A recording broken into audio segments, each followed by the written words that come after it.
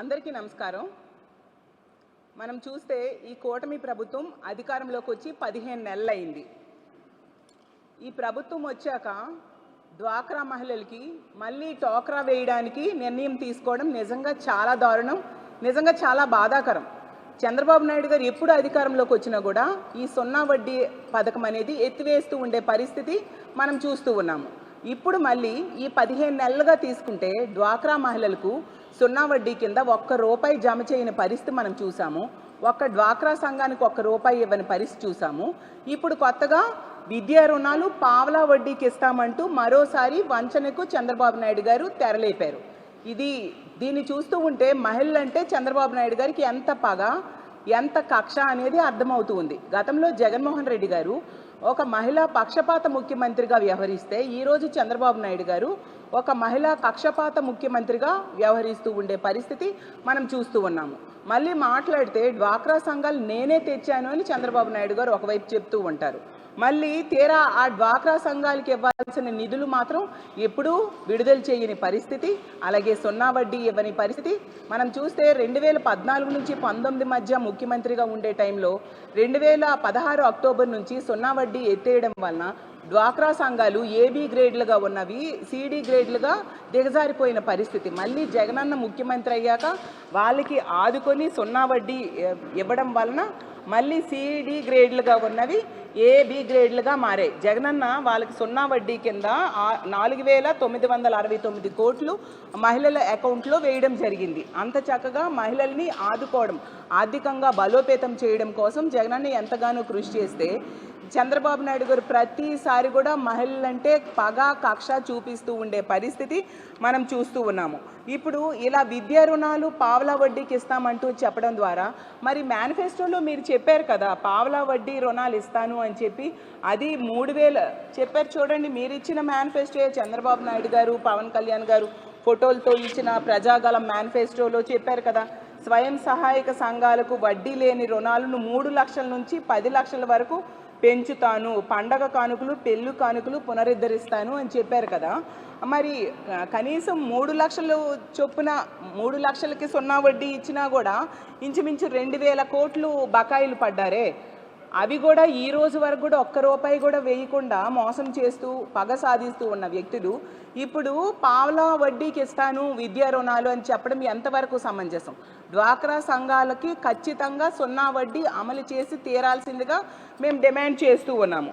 అలాగే తీసుకుంటే మేనిఫెస్టోని ఎంతసేపు చంద్రబాబు నాయుడు గారు ఎన్నికల టైంలో మేనిఫెస్టో కోసం ఎంతగానో ప్రచారం చేశారు, వాళ్ళ నాయకులు ఇంటింటికి వెళ్ళి ప్రచారం చేశారు, బహిరంగ సభల్లో చెప్పారు. ఇప్పుడు తీసుకుంటే ఆ మేనిఫెస్టోని మర్చిపోయిన పరిస్థితి మనం చూస్తూ ఉన్నాము. అసలు ఈ సున్నా వడ్డీ పథకం అనేది మహిళలకి ఎంతగానో ఆర్థికంగా తోడ్పాటును అందిస్తుంది. మీరు స్పెషల్ ఫ్లైట్స్లో వీకెండ్స్లో వెళ్ళి రెస్ట్ తీసుకుంటూ ఉంటారు కదా, దానికి ఖర్చు పెట్టే అనవసరమైన ఖర్చును తగ్గించుకొని ఈ సున్నా వడ్డీ కోసం ఉపయోగిస్తే ఖచ్చితంగా దీన్ని అమలు చేయడం చాలా సులభంగా ఉంటుందని తెలియజేస్తూ ఉన్నాను. దేశంలో తీసుకుంటే ఏ ముఖ్యమంత్రి కూడా చంద్రబాబు నాయుడు గారిలాగా స్పెషల్ ఫ్లైట్స్ని ఉపయోగించట్లేదు. వాళ్ళు నార్మల్ ఫ్లైట్స్లోనే ఎక్కడికి వెళ్ళాలన్నా వెళ్తూ ఉండే పరిస్థితి.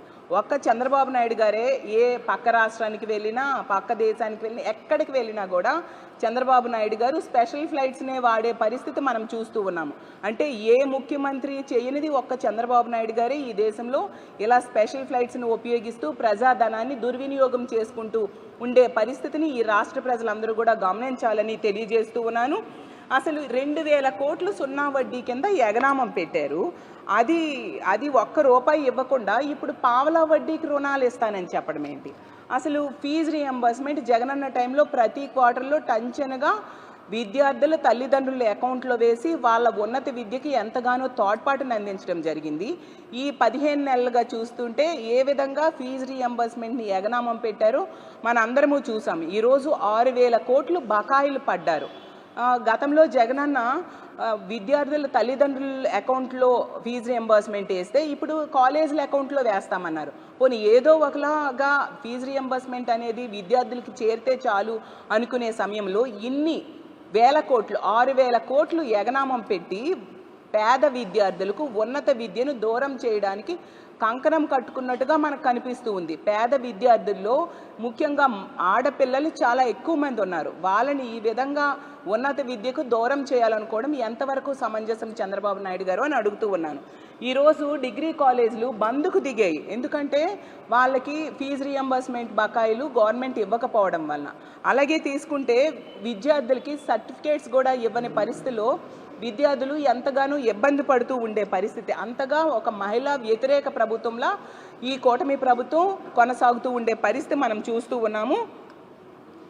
అలాగే ఈరోజు పేద విద్యార్థులు చదువుల కోసం తల్లిదండ్రులు అప్పుల పాలైపోతున్నారు. 10 రూపాయలు 20 రూపాయల వడ్డీలకి అప్పులు తెచ్చి వాళ్ళ ఫీజులు కట్టే పరిస్థితి మనం చూస్తూ ఉన్నాము. జగనన్న టైంలో అయితే విద్యా దీవెన, వసతి దీవెన ఎంతో చక్కగా తల్లిదండ్రుల అకౌంట్లో వేసి వాళ్ళ చదువుకి, ఆడబిడ్డల చదువుకు ముఖ్యంగా ఎంతగానో తోడ్పాటును అందించిన పరిస్థితి మనం చూసాము. అలాగే తీసుకుంటే ఈరోజు ఈ ఫీజు రియంబర్స్మెంట్ బకాయిలు విడుదల చేయకపోవడం వలన ఈ విద్యార్థులు వలసలు వెళ్ళి కూలి పనులకి జాయిన్ అయ్యే పరిస్థితిని ఈ కూటమి ప్రభుత్వం ఈరోజు కల్పించిన పరిస్థితి. ఎన్నికల టైంలో వీళ్ళు సైకిల్ మీద వచ్చారు, నడిచి వచ్చారు, రిక్షా మీద వచ్చారు, అలాగే సోషల్ మీడియాలో ప్రచారం చేశారు, ఎల్లో మీడియాలో ప్రచారం చేశారు. ఏమని? మహిళల్ని లక్షాధికారుల్ని చేస్తాము అని ప్రచారం చేశారు. అలాగే తీసుకుంటే కోటీశ్వరుల్ని చేస్తామని కూడా ప్రచారం చేయడం జరిగింది. అలాగే మహిళల్ని పారిశ్రామికవేత్తలను చేస్తానని చెప్పారు. మీరు ఇంట్లో కూర్చుంటే చాలు డబ్బులు వేస్తానని చెప్పడం జరిగింది. అలాగే మహిళలకు వర్క్ ఫ్రమ్ హోమ్ ద్వారా నెలకు ₹1,00,000 వచ్చేలా చేస్తానని ఇదే చంద్రబాబు నాయుడు గారు చెప్పారు ఎన్నికల టైంలో. మహిళలకు ఉద్యోగం రాకపోతే ఏడాదికి 36,000 వేస్తానని చెప్పడం జరిగింది. మహిళలకు 50 ఏళ్ళు దాటితే బీసీ, ఎస్సీ, ఎస్టీ, మైనారిటీ మహిళలకు 48,000 ఏడాదికి ఇస్తానని చెప్పడం జరిగింది. అలాగే మహిళలకు 19 ఏళ్ళు వస్తే కనుక నెలకు 1,500 చొప్పున, నెలకి 1,500 రూపాయలు చొప్పున ఏడాదికి 18,000 ఇస్తానని చెప్పారు. ఇవన్నీ ఇప్పుడు మర్చిపోయి ఈ హామీలన్నీ తొంగలో తొక్కి ఈరోజు మళ్ళీ మహిళల్ని, డ్వాక్రా సంఘ మహిళల్ని మళ్ళీ మోసం చేయడానికి సిద్ధమైపోవడం ఎంతవరకు సమంజసమని నేను అడుగుతూ ఉన్నాను. ఆ రోజు జగనన్న ముఖ్యమంత్రిగా ఉండేటప్పుడు బీసీ, ఎస్సీ, ఎస్టీ, మైనారిటీ, కాపు, కమ్మ, క్షత్రియ, వైశ్య, రెడ్డి అన్ని వర్గాల మహిళల స్వయం ఉపాధి కోసం చేయూత పథకాన్ని ఎంత చక్కగా అమలు చేశారు ఈ రాష్ట్ర ప్రజలందరూ కూడా చూశారు. అలాగే కాపు నేస్తం, ఈబీసీ నేస్తం లాంటి పథకాలని టంచనగా మహిళల అకౌంట్లో డబ్బులు వేసి వాళ్ళకి ఆర్థికంగా బలోపేతం అవ్వడానికి ఎంతగానో కృషి చేయడం జరిగింది. అలాగే పెద్ద పెద్ద సంస్థలతో టైఅప్ అయ్యేట్టుగా చేసి వాళ్ళు చిన్న చిన్న స్వయం ఉపాధికి సంస్థలు ఏర్పాటు చేసుకొని వాళ్ళ కాళ్ళ మీద వాళ్ళు నిలబడేట్టుగా జగనన్న వాళ్ళకి తోడ్పాటును అందించిన పరిస్థితి మనందరము చూసాము. ఈరోజు మహిళలకి ₹1 కూడా సహాయం చేయకుండా ఎలా మహిళల్ని కక్ష సాధింపు ధోరణిలో పగపట్టి ఈ కూటమి ప్రభుత్వం మహిళల మీద పగపట్టి వ్యవహరిస్తుందో మనం అర్థం చేసుకోవచ్చు. ఈరోజు తీసుకుంటే ఉద్యోగాలు ముఖ్యంగా తీసుకుంటే మహిళల్లో ఈ నిరుద్యోగుల్లో సగం మంది మహిళలు ఉన్నారు. ఏమని చెప్పారు మేనిఫెస్టోలో? 20 లక్షల ఉద్యోగాలు లేదా నిరుద్యోగులకి నెలకి ₹3,000 చొప్పున వాళ్ళ అకౌంట్లో వేస్తాను అని చెప్పారు. 15 నెలలు అయింది. ఎవరికైనా వేశారా అని నేను అడుగుతూ ఉన్నాను. అలా తీసుకుంటే ఈరోజు ఈ రాష్ట్రంలో ఉన్న నిరుద్యోగులకి ఒక్కొక్కరికి 45,000 చొప్పున ఈ కూటమి ప్రభుత్వం బాకీ పడిన పరిస్థితి మనందరము చూసాం. ఎన్నికల టైంలో ఏం చెప్పారు? మేనిఫెస్టోలు చూపించారు, అలాగే ఇంటింటికి బాండ్స్ ఇచ్చారు. 2024 జూన్ నుంచి, అంటే వీళ్ళు గెలిచి అధికారంలోకి వస్తే, కూటమి అధికారంలోకి వచ్చిన వెంటనే 2024 జూన్ నుంచే ఈ పథకాలన్నీ అమలవుతాయి, వాళ్ళ అకౌంట్లో డబ్బులు వేస్తాము అని చెప్పారు. 15 నెలలైనా ₹1 కూడా వెయ్యని పరిస్థితి మనం చూస్తూ ఉన్నాము. ఈరోజు నిరుద్యోగంలో మన ఆంధ్రప్రదేశ్ దేశంలోనే 3వ స్థానంకి ఎగబాగింది ఈ కూటమి ప్రభుత్వం అధికారంలోకి వచ్చాక. ఎందుకంటే మొన్ననే లేబర్ సర్వే నిర్వర్తించడం జరిగింది. ఏప్రిల్ నుంచి జూన్ వరకు ఈ లేబర్ సర్వేని నిర్వర్తించారు. 29 ఏళ్లలోపు యువతలో నిరుద్యోగం జాతీయ స్థాయిలో 14.6% ఉంటే మన రాష్ట్రంలో 21% ఉంది.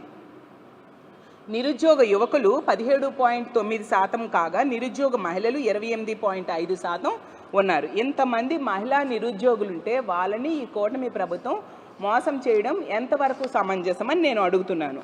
కాబట్టి మేము డిమాండ్ చేస్తున్నాం, నిరుద్యోగులకి, ముఖ్యంగా నిరుద్యోగుల్లో ఉన్న మహిళలకి మీరు ఇచ్చిన హామీ తక్షణమే అమలు చేయాలి. అమలు చేయాల్సిన బాధ్యత మీకు ఉందా లేదా అని మేము అడుగుతూ ఉన్నాము. ఈరోజు తీసుకుంటే నిరుద్యోగ భృతి ఇవ్వట్లేదు, ఉద్యోగం లేదు, ఉపాధి లేదు. అలాగే 0 వడ్డీ పథకాన్ని కూడా ఎత్తేస్తే మహిళలు మరి ఎలా బ్రతుకుతారో నేను అడుగుతున్నా. మహిళలకు మీరు ఇచ్చిన మరో హామీ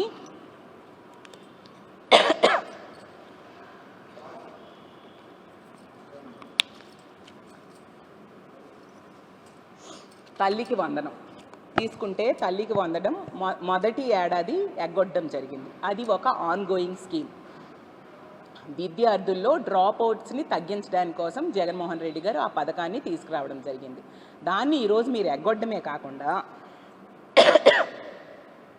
2వ ఏడాది 2,000 రూపాయలు కోత కోసి 13,000 రూపాయలు ఇస్తానని చెప్పడం జరిగింది. ఎంత దారుణం! మీరు ఎన్నికల టైంలో హామీ ఇచ్చినప్పుడు ఏమైనా షరతులు పెట్టారా? ఇప్పుడు ఎందుకు ఈ విధంగా షరతులు పెట్టి ఎగ్గొట్టడం చేస్తూ ఉన్నారు? అలాగే తీసుకుంటే వీళ్ళు మంజూరు చేసింది 10,090 కోట్లు మంజూరు చేస్తే వీళ్ళు ఇచ్చింది కేవలం 8,290 కోట్లు మాత్రమే ఇవ్వడం జరిగింది. తీసుకుంటే 66,57,000 మందికి వీళ్ళు తల్లికి వందనం విడుదల చేస్తామని చెప్పారు. కానీ వీళ్ళు విడుదల చేసింది 63,77,000 మందికి మాత్రమే విడుదల చేశారు. అంటే ఇందులో కూడా 18,000 కోట్లు ఎగనామం పెట్టడం జరిగింది. ఎంత దారుణం, ఎంత దుర్మార్గంగా వీళ్ళు వ్యవహరిస్తున్నారో అర్థం చేసుకోవచ్చు. వీళ్ళు టోటల్గా ఈ రాష్ట్రంలో ఉన్న విద్యార్థులకి ఈ 15 నెలల్లో అంటే 2 ఏళ్ళు కలిపి ఎగనామం పెట్టింది 17,000 అయితే ఇచ్చింది కేవలం 13,000 రూపాయలు మాత్రమే. ఎగనామం పెట్టింది 17,000 కోట్లు ఎగనామం పెట్టారు, ఇచ్చింది కేవలం 8,290 కోట్లు. ఎంత దారుణంగా విద్యార్థుల్ని మోసం చేస్తున్నారు ఈ రాష్ట్ర ప్రజలు అర్థం చేసుకోవాల్సిన అవసరం ఉంది. అలాగే మరో మంచి పథకం ఆడబిడ్డనిది. 18 సంవత్సరాలు దాటి 60 సంవత్సరాల లోపు ఉన్న మహిళలకు నెలకి 1,500, ఏడాదికి 18,000 చొప్పున వాళ్ళ అకౌంట్లో వేస్తానని చెప్పారు. రామానాయుడు గారు లాంటి వాళ్ళైతే ఇంటింటికి వెళ్ళి నీకు 18,000, నీకు 18,000, నీకు 18,000 అని చెప్పి కనిపించిన ప్రతి మహిళకు కూడా ఆశ పెట్టిన పరిస్థితి రాష్ట్ర ప్రజలందరూ చూశారు.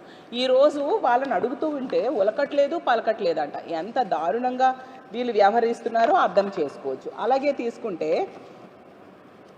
ఈ ఆడబిడ్డ నిధి ద్వారా అర్హులైన వారు 2,07,00,000 మంది ఉన్నారు. నెలకి 3,000 కోట్లు ఖర్చు అవుతుంది, ఏడాదికి 37,313 కోట్లు ఖర్చు అవుతుంది. 15 నెలలు అయింది, 1,500 కాదు కదా, కనీసం 15 రూపాయలు కూడా వాళ్ళ అకౌంట్లో వేయని పరిస్థితి మనం చూస్తూ ఉన్నాం. ఈ విధంగా ఆడబిడ్డల్ని నెట్ట నిలువుగా మోసం చేశారు. జగనన్న హయాంలో తీసుకుంటే వైఎస్ఆర్ చేయూత వచ్చేది, ఆసరా వచ్చేది, ఈబీసీ నేస్తం వచ్చేది, కాపు నేస్తం వచ్చేది, అలాగే 0 వడ్డీ పథకం టెన్షన్గా అమలయ్యేది. అంత చక్కగా మహిళలను ఆదుకుంటే ఈరోజు వీళ్ళు ఇస్తానన్న హామీలు ఏ ఒక్కటి నెరవేర్చట్లేదు సరి కదా. ఇప్పుడు 0 వడ్డీని కూడా తీసేసే పరిస్థితి కనిపించడం నిజంగా చాలా దారుణమని తెలియజేస్తూ ఉన్నాను.